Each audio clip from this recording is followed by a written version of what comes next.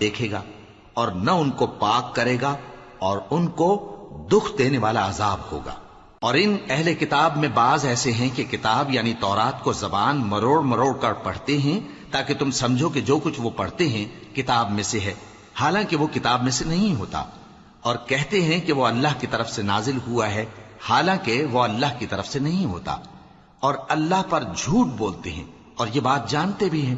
کسی آدمی کو شایع نہیں کہ اللہ اسے کتاب اور حکومت اور نبوت عطا فرمائے پھر وہ لوگوں سے کہے کہ اللہ کو چھوڑ کر میرے بندے ہو جاؤ، بلکہ اس کو یہ کہنا چاہیے کہ اے اہل کتاب تم ربانی ہو جاؤ، کیونکہ تم کتاب کی تعلیم بھی دیتے ہو اور کیونکہ پڑھتے پڑھاتے رہتے ہو۔ اور اس کو یہ بھی نہیں کہنا چاہیے کہ تم فرشتوں اور پیغمبروں کو معبود بنا لو۔ بھلا جب تم مسلمان ہو چکے تو کیا وہ تمہیں کافر ہونے کو کہے گا؟ اور جب اللہ نے پیغمبروں سے عہد لیا کہ جب میں تم کو کتاب اور دانائی عطا کروں پھر تمہارے پاس کوئی پیغمبر آئے جو تمہاری کتاب کی تصدیق کرے تو تمہیں ضرور اس پر ایمان لانا ہوگا اور ضرور اس کی مدد کرنی ہوگی۔ اور عہد لینے کے بعد پوچھا کہ بھلا تم نے اقرار کیا اور اس اقرار پر میرا ذمہ لیا، یعنی مجھے ضامن ٹھہرایا؟ انہوں نے کہا ہاں ہم نے اقرار کیا۔ فرمایا کہ تم اس عہد و پیمان کے گواہ رہو اور میں بھی تمہارے ساتھ گواہ ہوں۔ اب جو لوگ اس کے بعد پھر جائیں تو وہی بد کردار ہیں۔ پھر کیا یہ کافر اللہ کے دین کے سوا کسی اور دین کے طالب ہیں؟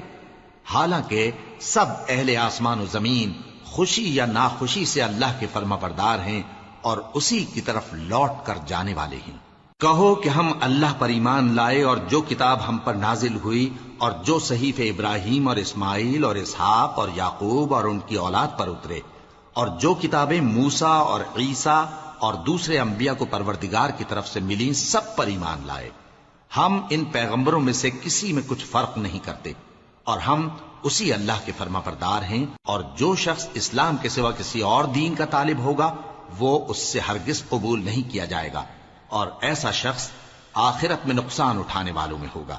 اللہ ایسے لوگوں کو کیوں کر ہدایت دے جو ایمان لانے کے بعد کافر ہو گئے اور پہلے اس بات کی گواہی دے چکے کہ یہ پیغمبر برحق ہے اور ان کے پاس دلائل بھی آ گئے، اور اللہ بے انصافوں کو ہدایت نہیں دیتا۔ ان لوگوں کی سزا یہ ہے کہ ان پر اللہ کی اور فرشتوں کی اور انسانوں کی سب کی لعنت ہے، ہمیشہ اس لعنت میں گرفتار رہیں گے۔ ان سے نہ تو عذاب ہلکا کیا جائے گا اور نہ انہیں مہلت دی جائے گی۔ ہاں جنہوں نے اس کے بعد توبہ کی اور اپنی حالت درست کر لی تو اللہ بخشنے والا مہربان ہے۔ جو لوگ ایمان لانے کے بعد کافر ہو گئے پھر کفر میں بڑھتے گئے ایسوں کی توبہ ہرگز قبول نہیں ہوگی، اور یہ لوگ گمراہ ہیں۔ جو لوگ کافر ہوئے